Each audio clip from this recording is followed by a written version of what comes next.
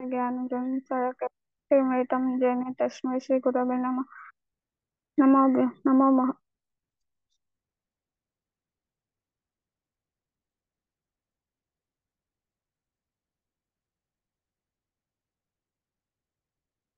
प्रवृत्ति अज्ञानं तीव्रं ज्ञानञ्जनं शलाकया चक्षुरुन्मीलितं येन तस्मै श्रीगुरवे नमः। श्रीचैतन्यं मनोभीष्टं स्थापितं येन भूतलं स्वरूपं कदामि पदातिकम्। ओम नमो विष्णुपादाय कृष्णप्रेष्ठाय भूतले श्रीमते भक्तिवेदांत स्वामी नाम नमस्ते सारस्वती देवी गौरवाणी प्रचारिणे निर्विशेष शून्यवादी पाश्चात्य देश तारिणे। जय श्री कृष्ण चैतन्य प्रभु नित्यानंद श्री अद्वैत गदाधर शिवासादि गौर भक्तगण वांछा कल्पतरुभ्यश्च कृपा सिन्धुभ्यश्च पतितानां पावनेभ्यो वैष्णव नमः। हरे कृष्ण कृष्ण कृष्ण हरे हरे हरे राम राम राम हरे हरे। हरे कृष्ण समस्त वैष्णव भक्तबंधु को मोर दंडवत प्रणाम। विशेष करके प्रभु जी को मोर अशेष अशेष धन्यवाद जे कि मते कृष्ण लीला विषय रे किछि कहबा ପାଇଁ कि सुयोग देइछन्ति। तो आज प्रसंग होचे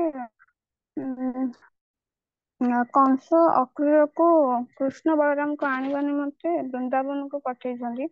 तो कंस जेतबे जानि परिछन्ति जे कृष्णଙ୍କ द्वारा से मृत्युवरण करिवे आकाश मार्गରୁ ତାଙ୍କୁ आकाश मार्गରୁ ବାଣୀ ହେଇଥିଲା। ତ ସେ ସେତେବେଳେ କଣ କଲେ ନା ତ ଏକ ଧନୁଯାତ୍ରା ଆୟୋଜନ କରିଥିଲେ। ଧନୁଯାତ୍ରା ଆୟୋଜନ କରିକି ଅକ୍रूରକୁ ପଠେଇଥିଲେ କି ତୁମେ କୃଷ୍ଣ ବଳରାମକୁ ଆଣିବା ନିମନ୍ତେ ବୃନ୍ଦାବନକୁ ଯାତ୍ରା କର। ତ ଈଶ୍ୱର ପରମ କୃଷ୍ଣ ସଚିଦାନନ୍ଦ ବିଗ୍ରହ ଭଗବାନ ହଉଛନ୍ତି ସଚିଦାନନ୍ଦ।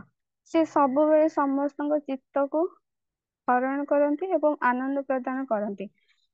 ଏଥିପାଇଁ ଗୋପର ବୃନ୍ଦାବନ ଗୋପବାସୀ ବୃନ୍ଦ ମାନେ କଣ କହିଲ ନା ତାଙ୍କ ଚିନ୍ତାରେ ସବୁବେଳେ ମଗ୍ନ ଥିଲେ।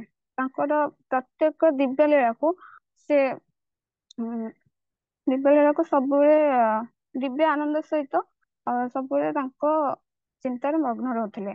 ତ ଏହିପରି ଭାବରେ ସେ ମାନେ ତାଙ୍କ କୃଷ୍ଣଙ୍କ ଲୀଳା ଯେତେବେଳେ ଦିବ୍ୟ ଲୀଳା ଚିନ୍ତାରେ ରହୁଥିଲେ ତ ସେଇ ଟାଇମ ରେ ବହୁତ ପ୍ରକାର ରାକ୍ଷସ ଆସି ବୃନ୍ଦାବନରେ ଆକ୍ରମଣ କରିଥିଲେ କୃଷ୍ଣଙ୍କୁ ମାରିବା ନିମନ୍ତେ।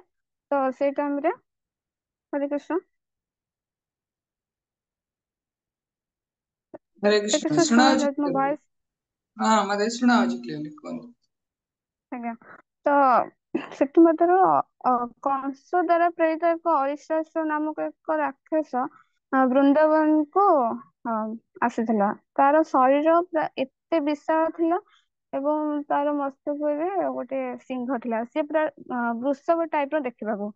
ତ ସେ ଯେତେବେଳେ ଆସିଥିଲା ବୃନ୍ଦାବନକୁ ତ ସେ ନିଜର ଖୁରାରେ ପୁରା ମାଟି ଖୋଳି ପକଉଥିଲା ଏବଂ ଭୀଷଣ ଗର୍ଜନ କରିକି ପୁରା ବୃନ୍ଦାବନକୁ ମାନେ ଆସିଲା। ଯେତେବେଳେ ବୃନ୍ଦାବନକୁ ଗର୍ଜନ କରିକି ଆସିଲା ତାର ଗର୍ଜନ ଏତେ ଶ୍ରୁତି କଟୁର ଥିଲା ଯେ ବୃନ୍ଦାବନର ଅନେକ ଗର୍ଭବତୀ ଗାଭୀ ଏବଂ ଗର୍ଭବତୀ ସ୍ତ୍ରୀ ମାନେ ତାଙ୍କର ଗର୍ଭ ନଷ୍ଟ ହୋଇଯାଇଥିଲା। ତ ସେ ଏଇଭଳି ବହୁତ ଭୟାବହ ରୂପ ଧରି ସେ ଆସିଥିଲା। ତ ତାକୁ ଦେଖି ବୃନ୍ଦାବନର ଗ୍ରାମବାସୀ ଯେତେକ ସବୁ ଅଛନ୍ତି ଭୟରେ ମାନେ ନିଜର ପ୍ରାଣ ରକ୍ଷା ନିମନ୍ତେ ମାନେ ଦୌଡି ପଳାଉଥିଲେ।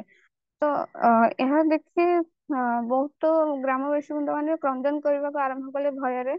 ତ ସେତେବେଳେ ସେ ଭଗବାନ କୃଷ୍ଣଙ୍କୁ ଡାକିଲେ କୃଷ୍ଣ ଆମ ମାନଙ୍କୁ ବଞ୍ଚାଅ ଦୟା କରିକି। ତ କୃଷ୍ଣ ଯେତେବେଳେ ଦେଖିଲେ ଏଇ ରାକ୍ଷସ ଆସିଛି ଆଉ ସମସ୍ତେ ଗାଈ ଗୋରୁ ସେ ଭୟରେ ସବୁ ମାନେ ଦୌଡି ପଳାଉଛନ୍ତି ତ ସେ ତାଙ୍କ ସମ୍ମୁଖରେ ଆସି ସେ ରାକ୍ଷସ ସମ୍ମୁଖରେ ଆସି ଠିଆ ହେଲେ ଆଉ କହିଲେ ତୁମେ ତ ଜୀବ ମାନଙ୍କର ନିଶ୍ଚୟତମ ଅଟ। ତ ତୁମେ ଏଭଳି ଭୟ ରୂପ ଧରିକି ଗ୍ରାମବାସୀ ମାନଙ୍କୁ କାହିଁକି ଭୟଭୀତ କରାଉଛ? ତୁମର ଏସବୁ କରିକି ଲାଭ କଣ ଅଛି ତୁମର? ତ ଏସବୁ ଶୁଣିକି କୃଷ୍ଣଙ୍କର କଥାକୁ ତ ରାକ୍ଷସ ପୁରା ରାଗିଗଲା। ରାଗିକି ତାଙ୍କୁ ମାରିବା ଉଦ୍ଦେଶ୍ୟରେ ତାଙ୍କ ପାଖକୁ ଆସିଲା। ତ ଭଗବାନ କୃଷ୍ଣ କହିଲେ ଯଦି ତୁମେ ମୋର ପ୍ରଭୁତ୍ୱ ଉପରେ ପ୍ରତିଦ୍ୱନ୍ଦିତା କରିବାର ଅଛି ତ ମୁଁ ତୁମ ସହିତ ଯୁଦ୍ଧ କରିବାରେ ପ୍ରସ୍ତୁତ ଅଛି, ତ ତୁମେ ମୋ ସହିତ ଯୁଦ୍ଧ କରିପାରିବ। ତ ଏହା ଶୁଣିକି ସେ ରାକ୍ଷସ ଆହୁରି ରାଗିଗଲା ଏବଂ ନିଜର ଖୁରାରେ ମାଟି ତାଡି ପକେଇଲା ଏବଂ ଅ, ନିଜର ଲାଞ୍ଜ ଟେକି କୃଷ୍ଣଙ୍କ ଆଡକୁ ସିଂହ ଦେଖି ମାଡି ଆସିଲା। ତ ଏହା ଦେଖି ମନେ ହଉଥିଲା ତାର ଯୋଉ ବିଶାଳ ଶରୀର ଆଉ ସେ ଯୋଉ ଲାଞ୍ଜ ଯୋଉ ଭଳିଆ ଟେକିଥିଲା, ତ ଅ, ତାର ଯୋଉ ଆକାଶରେ ମେଘ ଖଣ୍ଡ ମାନ ଥିଲା ତା ଉପରେ ଭାସିଲା ଭଳି ଦୃଶ୍ୟମାନ ହଉଥିଲା।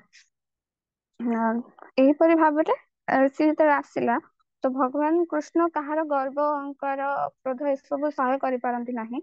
ତ ଭଗବାନ ଯେତେବେଳେ ତା ଆଡକୁ ସିଂହ କରିକି ଭଗବାନଙ୍କ ଆଡକୁ ସିଂହ କରିକି ଭୁଷିବାକୁ ଆସିଲା ଭଗବାନଙ୍କୁ, ତ ଭଗବାନଙ୍କୁ ଲାଗିଲା ଯେମିତି ଇନ୍ଦ୍ରଙ୍କର ବଜ୍ର ସମାନ ଯେମିତି ତାଙ୍କ ପାଖକୁ ମାଡି ଆସୁଛି। ତ ସେ କାଳ ବିଳମ୍ବ ନ କରିକି ତାର ସିଂହକୁ ଧରି ପକାଇଲେ। ଧରିକି ତାକୁ ଅ ଉଁ, ତାକୁ ପୁରା ଯେମିତି ଅ ଏକ ବଡ ହାତୀ ସହିତ ଏକ ଛୋଟ ହାତୀର ଯେମିତି ଶତ୍ରୁତା ଆଚରଣ କରିକି ଯେମିତି ମାରିବାକୁ ଆସେ, ସେଇଭଳି ଭଗବାନ ଏକ ବଡ ମାନେ ଭଗବାନ ସେ ତ ଇଏ ଏକ ରାକ୍ଷସ ହେଇକି ତାଙ୍କୁ ମାରିବାକୁ ଆସୁଛି। ତ ତାକୁ ସେଇଭଳିଆ ତାକୁ ମାରିକି ମାନେ ତାକୁ ଫିଙ୍ଗି ଦେଲେ, ମାନେ କଚାଡିକି ଫିଙ୍ଗି ଦେଲେ। ତ ପୁଣି ପୁନର୍ବାର ସିଏ ଉଠିଲା।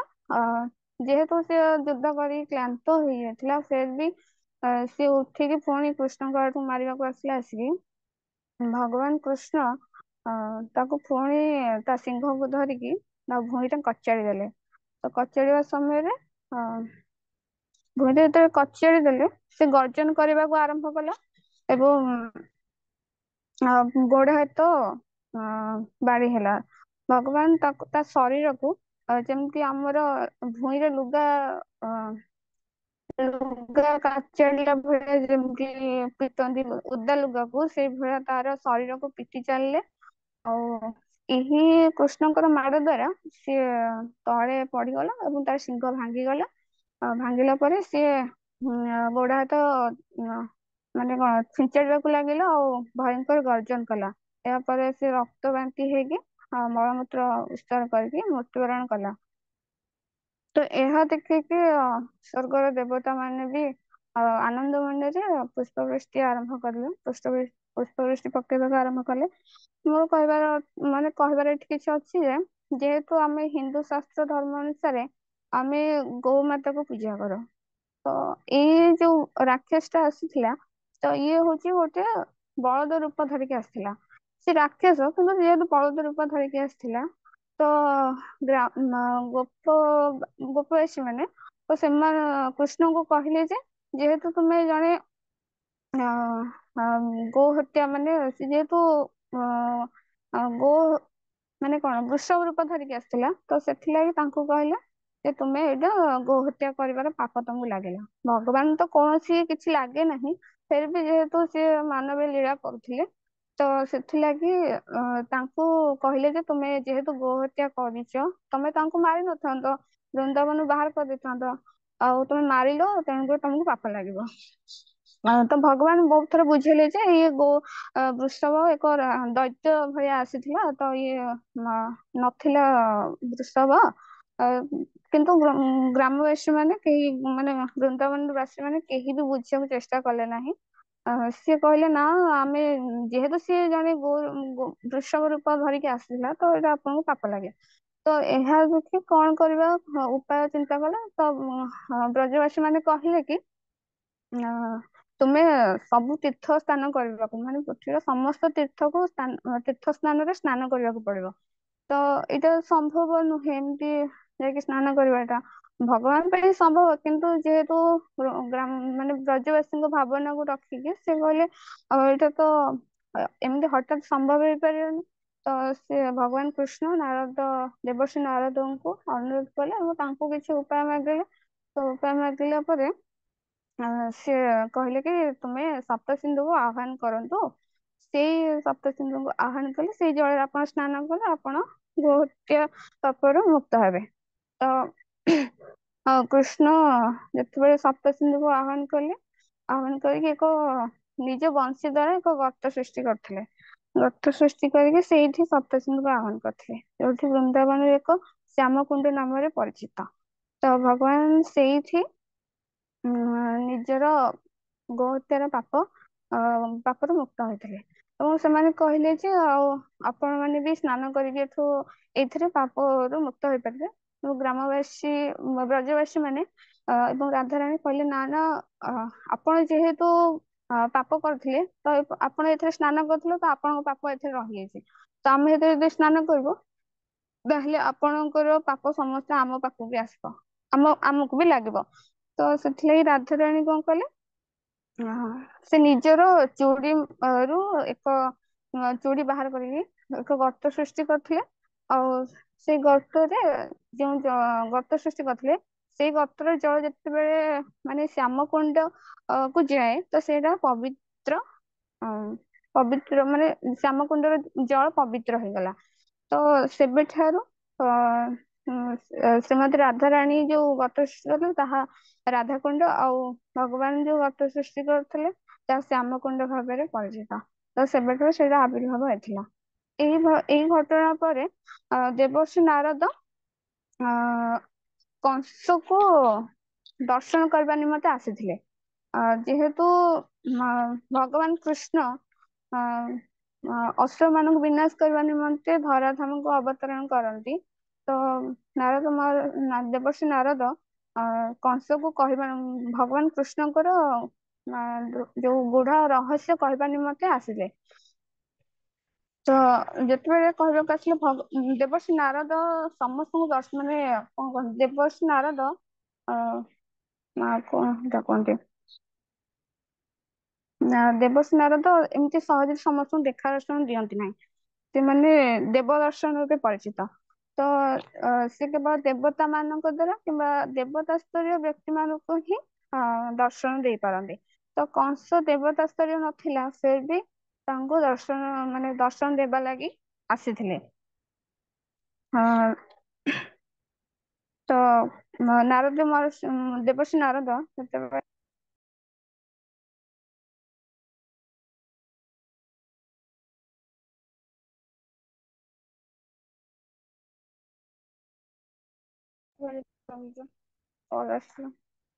ତ ଦେବଶ୍ରୀ ନାରଦ ଯେତେବେଳେ ଆସିଲେ କଂସକୁ ଦର୍ଶନ ଦେବା ଲାଗି, ତ ତାଙ୍କୁ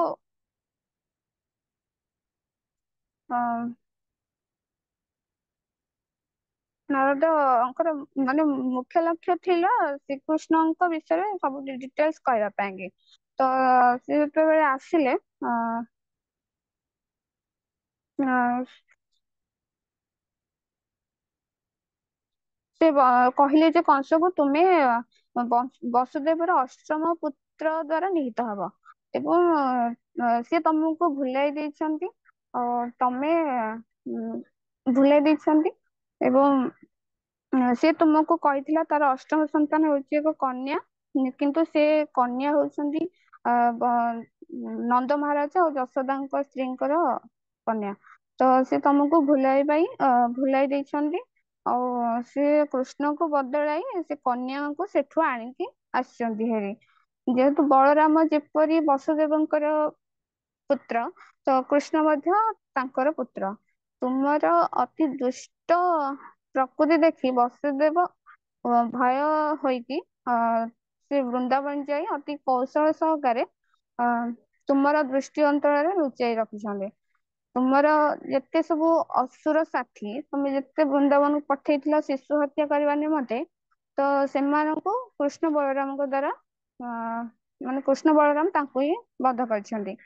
ତ ନାରଦଙ୍କ ଠାରୁ ଏକଥା ଶୁଣି କଂସ ପୁରା ରାଗିଗଲା, ଆଉ ରାଗିକି ନିଜର ତୀକ୍ଷ୍ଣ ଧାରୁଆ ଯୋଉ ଖଣ୍ଡା ବା ତରୋଆଲ ଧରିକି ବାହାରିଲା ବସୁଦେବଙ୍କୁ ହତ୍ୟା କରିବା ପାଇଁ କି। ତ କାହିଁକି ନା ଯେହେତୁ ବସୁଦେବ ତାଙ୍କୁ ମିଛ କହିଥିଲେ ଯେ ଆମର ଅଷ୍ଟମ ସନ୍ତାନ କନ୍ୟା ହେଇଥିଲା, ତ ସେଥିଲାଗି ସେ ତାଙ୍କୁ ମାରିବା ଉଦ୍ୟତ ହେଲେ। ତ ଏହା ଦେଖି ଦେବର୍ଷି ନାରଦ ତାଙ୍କୁ ଶାନ୍ତ କରାଇବାରେ ଲାଗିଲେ ଏବଂ କହିଲେ ଯେ ତୁମେ କଣ ବସୁଦେବଙ୍କ ଦ୍ଵାରା ନିହିତ ହବ କି? ତେବେ ତୁମେ ତାଙ୍କୁ କାହିଁକି ହତ୍ୟା କରିବା ପାଇଁ ଏତେ ଉଦ୍ବିଗ୍ନ ହଉଛ? ତୁମେ ଆଗ କୃଷ୍ଣ ବଳରାମଙ୍କୁ ଯାଇ ହତ୍ୟା କର।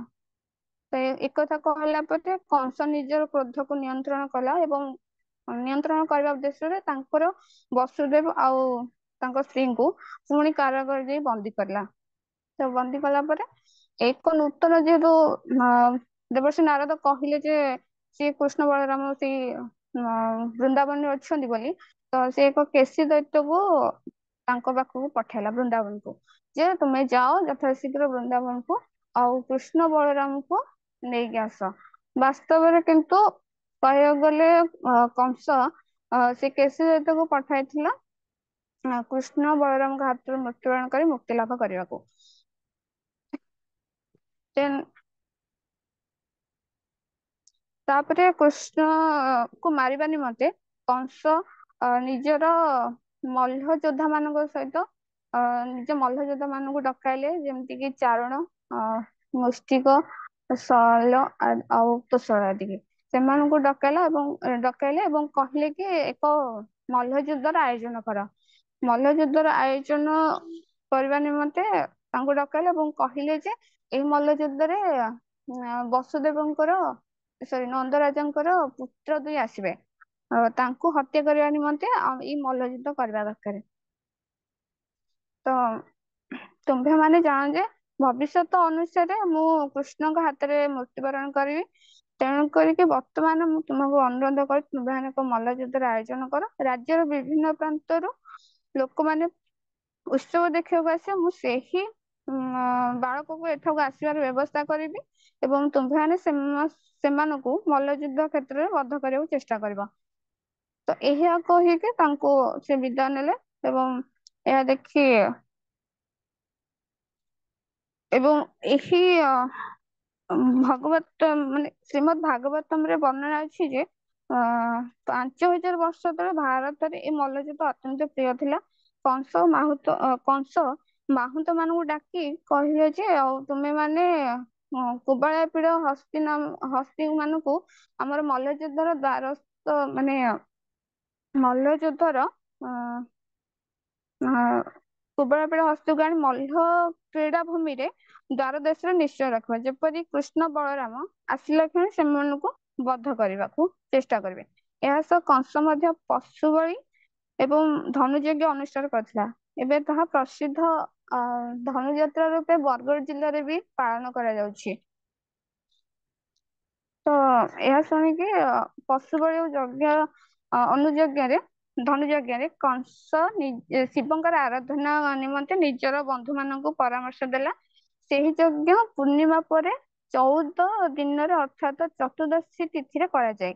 ଏଇ ଦିନଟି ଏକାଦଶୀର 3 ଦିନ ପରେ ଆସେ ଏବଂ ସେହି ଦିନଟି ଶିବଙ୍କର ଆରାଧନା ପାଇଁ ଉଦ୍ଦିଷ୍ଟ।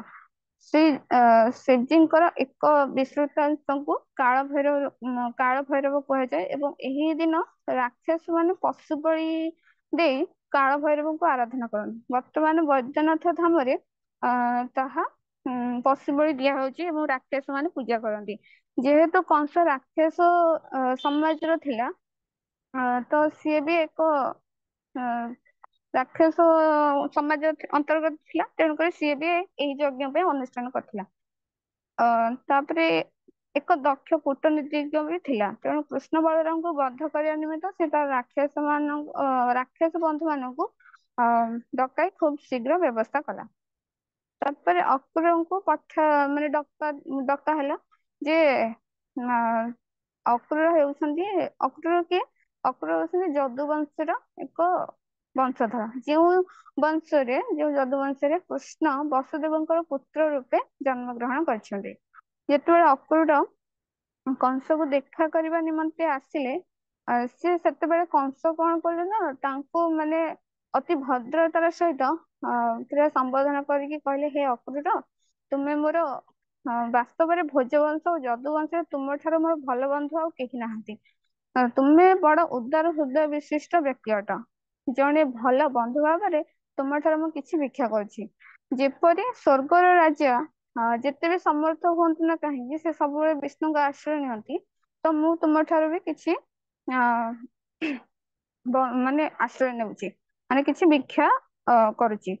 ତ ବାସ୍ତବରେ କହିବାକୁ ଗଲେ ତୁମେ ବୃନ୍ଦାବନ ଅଭିମୁଖେ ଯାତ୍ରା କର ଏବଂ ସେଠାରେ ଥିବା ଦୁଇ ବାଳକ, ଯୋଉ ନନ୍ଦ ମହାରାଜଙ୍କ ବାସଭବନରେ ଥିବା ଦୁଇ ବାଳକକୁ ନେଇକି କୃଷ୍ଣ ବଳରାମ ରୂପକ ଦୁଇ ଭାଇଙ୍କୁ ନେଇ ଆସ।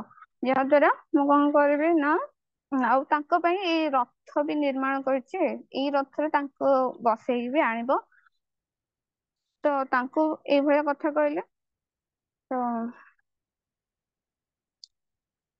ତ ସେମାନଙ୍କୁ ଶୀଘ୍ର ଏଠାକୁ ଆଣ, ଏହା ହଉଛି ମୋର ତୁମ ପ୍ରତି ଅନୁରୋଧ। ବର୍ତ୍ତମାନ ମୁଁ ଭାବୁଛି କିପରି ସେ ଦୁଇ ବାଳକଙ୍କୁ ହତ୍ୟା କରିବି। ସେମାନେ ଯେପରି ଆସି ପ୍ରବେଶ କରିବେ ଦ୍ୱାର ପାଖରେ, ତ ମୋର ଅ ଅ, ହାତୀ, ଯୋଉ କୋବଳା ପିଡା ହାତୀ ଯୋଉ ହସ୍ତି ରଖିଛି ଦ୍ୱାର ମୁହଁରେ, ତ ତାଙ୍କ ଦ୍ଵାରା ତାଙ୍କୁ ବଧ କରିବି। ଯଦି ବି ସେମାନେ ତାଙ୍କ ଦ୍ଵାରା ବର୍ତ୍ତି ଯିବେ, ତ ମଲ୍ଲ ଯୋଉ ଅଛନ୍ତି, ମଲ୍ଲ ଯୋଦ୍ଧା, ତ ତାଙ୍କ ଦ୍ଵାରା ମୁଁ ନିଶ୍ଚୟ ତାଙ୍କୁ ବଧ କରିବି। ତ ଏହା କହି ଅ ଯୋଉ ଅକ୍ରୂରକୁ କହୁଥିଲେ କଂସ ମହାରାଜ। ତ ସେମାନେ କହିଲେ ଯେ ସେମାନେ ବଜ୍ର ସମାନ ଆଉ ବଳିଷ୍ଠ ଓ ଫୁର୍ତ୍ତ ମଲ୍ଲଯୋଦ୍ଧା, ମୁଷ୍ଟି ଚାରଣ ଆଦିଙ୍କ ଦ୍ଵାରା ମାରି ପକାଇବେ।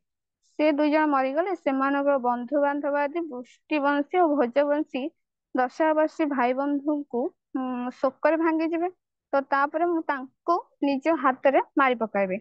ଏବଂ ଏହାପରେ ମୋ ବାପା ଉଗ୍ରସେନ ଆଉ ତାଙ୍କ ଭାଇ କଣ ଅ ଭାଇ ଯୋଉ ଦେବକଙ୍କୁ ବି ମୁଁ ହତ୍ୟା କରି ପକେଇବି। ଏହା କହି ତାଙ୍କୁ କହୁଥିଲେ, ମାନେ ଅକ୍ରୂରଙ୍କୁ କହୁଥିଲେ ଏଇ ସବୁ କଥା। ତ ଏହାପରେ ସେମାନେ ସେମାନଙ୍କୁ ଅ ଅ ମୋର ଯିଏ ଅଛନ୍ତି ଗୁରୁଜନ ଶ୍ୱଶୁର ଜରାସନ୍ଧ ଏବଂ ମୋର ପ୍ରିୟ ସଖା ବାନର ରାଜା ଦିବ୍ୟଧ ମଧ୍ୟ ରହିଥିବେ। ସମ୍ବରାସୁର, ନରକାସୁର, ବାଣାସୁର ଆଦି ବୀରମାନେ ତ ମୋର ମିତ୍ର। ସେମାନେ ଖାଲି ମୋ ମୁହଁକୁ ଚାହିଁ ବସିଛନ୍ତି। ମୋ ମୁହଁ ଖୋଲିଲା ମାତ୍ରେ ସେମାନେ କାମ ଆରମ୍ଭ କରିଦେବେ। ସେମାନଙ୍କ ସାହାଯ୍ୟରେ ମୁଁ ଦେବତାଙ୍କ ପକ୍ଷପାତୀ ରାଜା ମାନଙ୍କୁ ମାରି ନିଷ୍କଳଙ୍କ ପୃଥ୍ୱୀ ଭୋଗ କରିପାରିବି। ଆପଣ ମୋ ନିଜ ଲୋକ ହୋଇଥିବାରୁ ଏସବୁ ଗୁପ୍ତ କଥା ମୁଁ ଆପଣଙ୍କୁ କହିଲି। ଦୟାକରି ଶୀଘ୍ର ମଥୁରାର ସୌନ୍ଦର୍ଯ୍ୟ ଦର୍ଶନ କରିବା ପାଇଁ ଏବଂ ମଲ୍ଲଯୁଦ୍ଧ ପ୍ରତିଯୋଗିତାର ଆନନ୍ଦ ଉପଭୋଗ କରିବା ପାଇଁ ଆପଣଙ୍କୁ ତାଙ୍କୁ ପ୍ରେରଣା ଦିଅ। କଂସର ଏହି ପରିକଳ୍ପନା ଶୁଣି ଅକ୍ରୂର କହିଲା, ହେ ପ୍ରିୟ ରାଜା, ଆପଣଙ୍କର କୂଟନୈତିକ କାର୍ଯ୍ୟକଳାପ ବାଧାବିଘ୍ନକୁ ପ୍ରତିହତ କରିବା ନିମିତ୍ତ ଆପଣଙ୍କର ପରିକଳ୍ପନା ଖୁବ ଚମତ୍କାର ଅଟେ। କିନ୍ତୁ ଟିକେ ବୁଦ୍ଧି ବିଜେରେ କାମ କରିବାର ଅଛି। ତ ନଚେତ୍ ଆପଣଙ୍କର ଏହି ସବୁ ପରିକଳ୍ପନା ଧୂଳିସାତ୍ ହେଇଯିବ। କାହିଁକି ନା ମାନବ କଳ୍ପନା ବହୁତ ଉଚ୍ଚ କୋଟିର, କିନ୍ତୁ ଭଗବାନଙ୍କ ଇଚ୍ଛା ବିନା ସେ କୌଣସି ବି କାର୍ଯ୍ୟକାରୀ ହୁଏ ନାହିଁ। ଆମ୍ଭେମାନେ ଖୁବ ବିରାଟ ପରିକଳ୍ପନା କରିପାରିଥାଉ, କିନ୍ତୁ ତାହା ପରମ ଅଧିକାଂଶ ଦ୍ଵାରା ଅନୁମୋଦିତ ନହେଲେ ସେଗୁଡିକ ସବୁ ନିଷ୍ଫଳ ହୋଇଯିବ। ଏ ଭୌତିକ ଜଗତରେ ସମସ୍ତେ ଜାଣନ୍ତି ଯେ ଏକ ଅଦୃଶ୍ୟ ଶକ୍ତିର ନିର୍ଦ୍ଦେଶରେ ସବୁ କିଛି ସମ୍ଭବ ହଉଛି। ବ୍ୟକ୍ତିତ୍ୱର ଉନ୍ନତ ଓ ମସ୍ତିଷ୍କ ଚାଳନା କରି ଖୁବ ସୁନ୍ଦର ପରିକଳ୍ପନା କରିପାରେ, କିନ୍ତୁ ତାକୁ ଜାଣିବାକୁ ହେବ ଯେ ଜାଣିବାକୁ ହେବ ଯେ ସେ ହିଁ ସୁଖ ଦୁଃଖର ଫଳର ସୁଖ ଦୁଃଖ ରୂପକ ଫଳର ଅଧିକାରୀ ଅଟନ୍ତି ଭଗବାନ। ଆପଣଙ୍କର ପ୍ରସ୍ତାବ ବିରୋଧରେ ମୋର କିଛି କିଛି କହିବା ନାହିଁ। ଜଣେ ବନ୍ଧୁ ହିସାବରେ ଆପଣଙ୍କର କଥା ମୁଁ ଆଦେଶରେ ପାଳନ କରିବି। ଆପଣଙ୍କ ଇଚ୍ଛା ଅନୁଯାୟୀ ମୁଁ କୃଷ୍ଣ ବଳରାମଙ୍କୁ ଏଠାକୁ ଆଣିବି। ଆଉ କଂସ ତାର ବନ୍ଧୁ ମାନଙ୍କୁ ଏପରି କହି ବିଦାୟ ନେଲା ଏବଂ ଅକ୍ରୂର ବୃନ୍ଦାବନ ଅଭିମୁଖେ ଯାତ୍ରା କଲେ। ହରେ କୃଷ୍ଣ। हरे कृष्णा। बहुत बहुत धन्यवाद माता जी। जो टॉपिक अच्छी अक्रूर मनोरथ बोली कहुए। तो अक्रूर शुणी परम पूजनीय भगवान श्री कृष्ण बध निमित्त कंस प्लान कर प्लान गोटे शाखा हेले अक्रूर। केते बड़ धर्म संकट भाव जीवन में बड़ बड़ धर्म संकट आसे स्टैंडर्ड डिवोशनल सर्विस को प्रैक्टिस करवा गोटे जीव पाई कष्टकर होता है।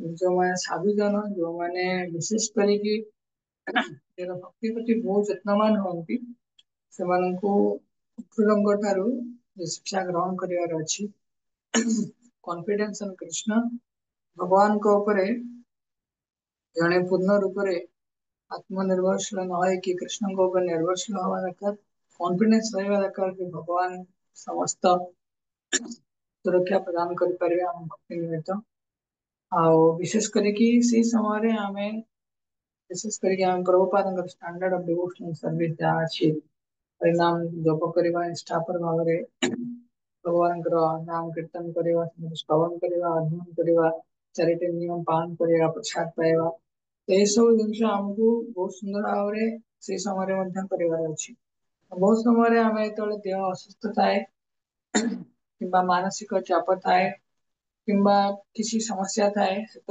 प्रथम आघात आमर भक्ति जीवन को लगे भगवान जब अरिष्ट असुर को बध कले जे वृंदावन ब्रजवासी मान से रिष्ट अर्थात कष्ट देवाई आसी भगवान से कष्टर प्रतिहत निजे कले इवन गोवंश जो सुरक्षा गोवंश को अति प्रिय बोली मनुष्य भगवान निजे निजर ये कलंक बोली ब्रजवासी माने विशेषकर गोपी माने कहले तो ताकू मध्य ग्रहण करने भगवान कौन तत्पर देता तेणु से तो ये सब तत्परता भगवान से आसे जो आम विशेष करके भगवान निष्ठापर भक्ति करवा तो एकमात्र लक्ष्य नहीं कि जो कंस गोटे पर गोटे असुर मान प्रेरण करुच्ची कहीं आम गोटे मात्र लक्ष्य नहीं कि जीवन समस्त अनर्थ को प्रतिहत कर न पारे आमको बहुत सुंदर भाव बुझार अच्छी ये कृष्ण लीला निश्चय मधुमय बहुत आनंद प्रदानकारी किंतु शिक्षा इतने सुंदर अच्छी कि आम भक्ति जीवन को पूर्ण रूपे परिपुष्ट कर आसतु आम भगवान दिव्य लीला को पुनः पुनः बारंबार श्रवण करवा हृदय साहित्य रखा मनन करवा व्यवहारिक ढंग प्रस्तुत करवा कार्य हरे कृष्ण अच्छा अन्य मैंने कई कमेंट शेयर कर सोनाली माता जी आयुष्य माता जी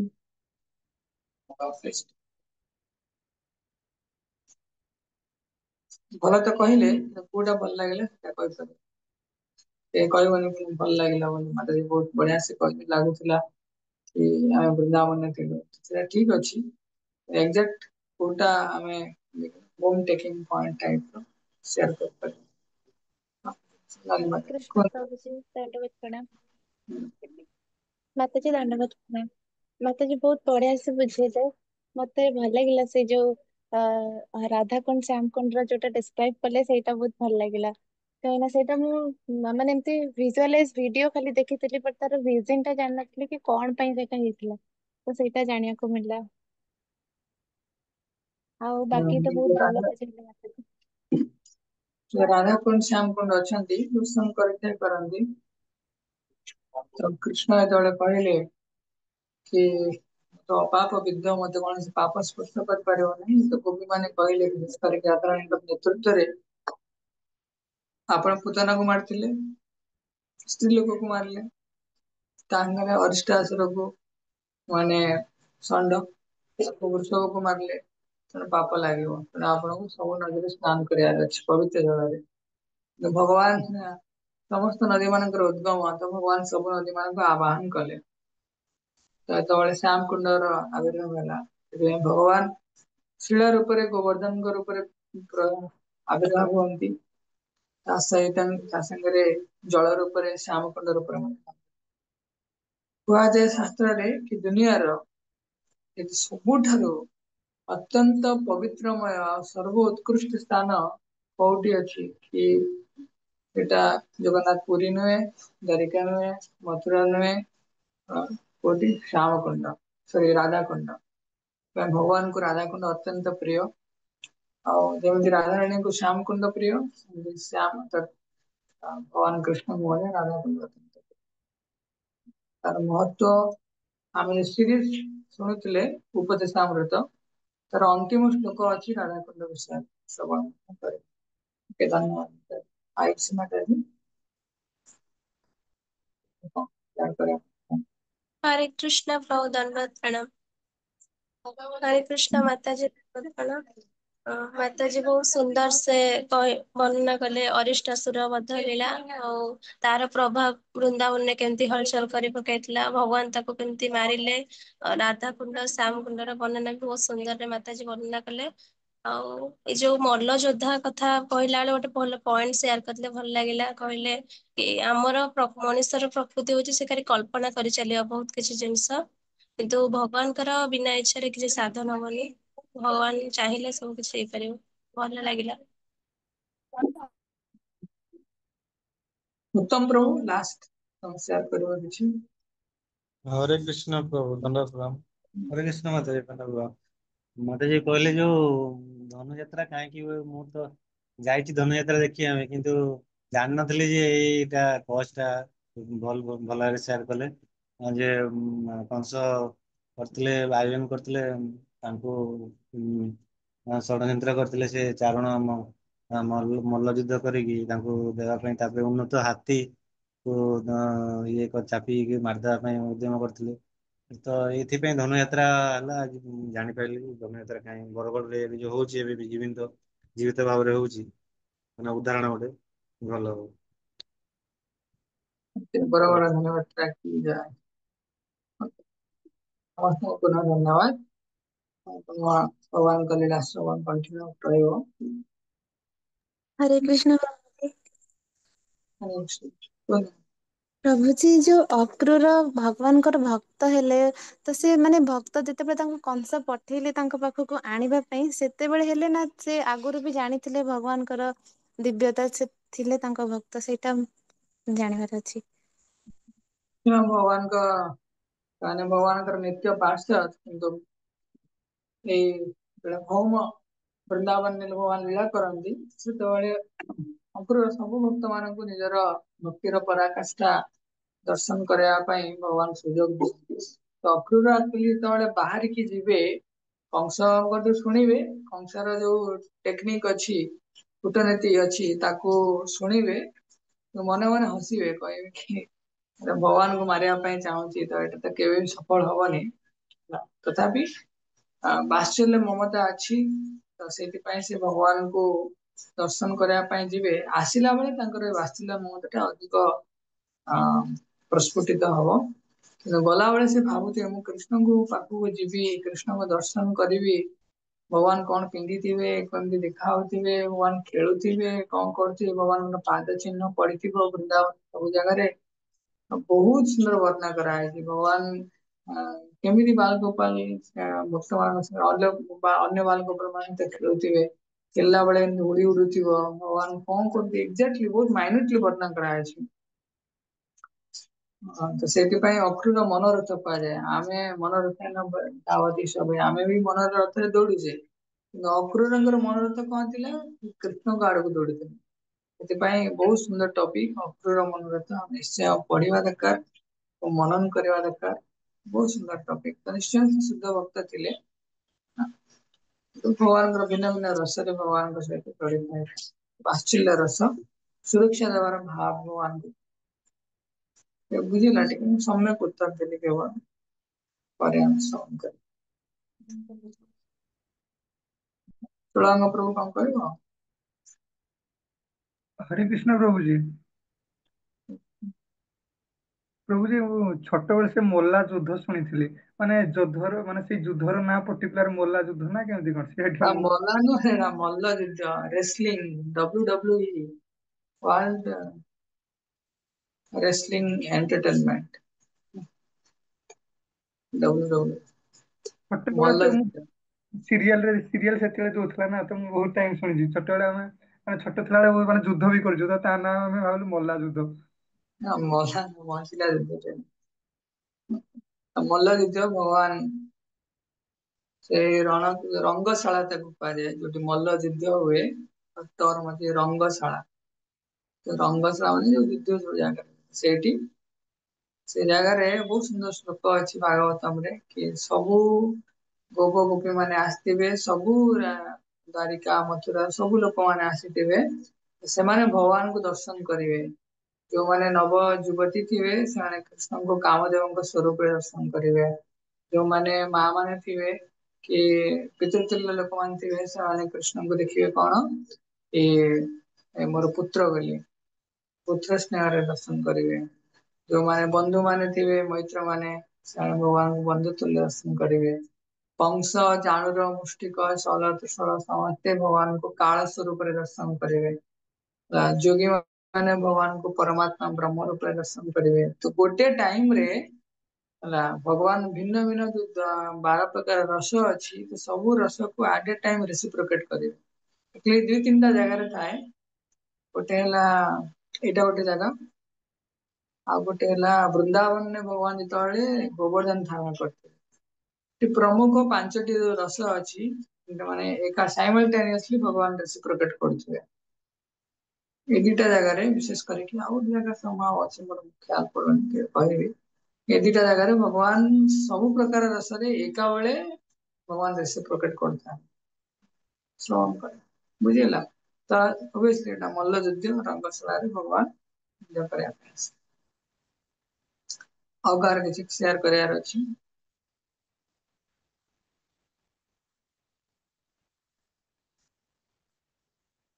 ओके पूजा माता जी कौन कहू